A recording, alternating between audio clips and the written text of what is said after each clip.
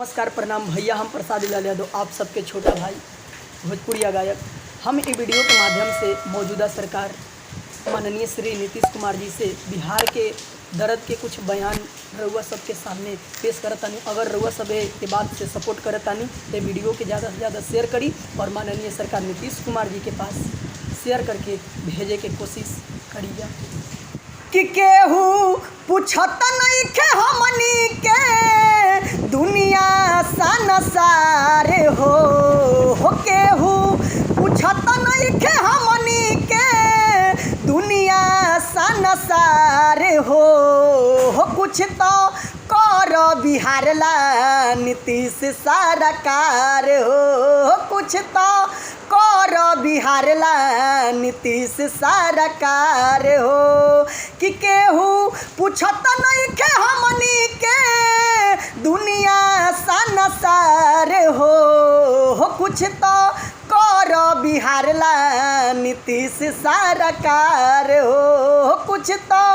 कर बिहार ला नीतीश सरकार हो। चुनौआ से पहले जवन कइले रहवादा जीत के चुनाव काहे भइल सीधा साधा हो। चुनौआ से पहले जवन कइले रहवादा जीत के चुनाव काहे भइल सीधा साधा कि तोह से लगल बाटे आस सबके करना इनकार हो कि सबके लगल बाटे आस तोह से करना इनकार हो कुछ तो कर बिहार ला नीतीश सरकार हो, कुछ तो कर बिहार ला नीतीश सरकार हो। मिले ना नौकरिया खाली मिले ला ठोकर कबले जियब बना के दोसरा के नौकर हो। मिले ना नौकरिया खाली मिले ला ठोकर कबले जियब बना के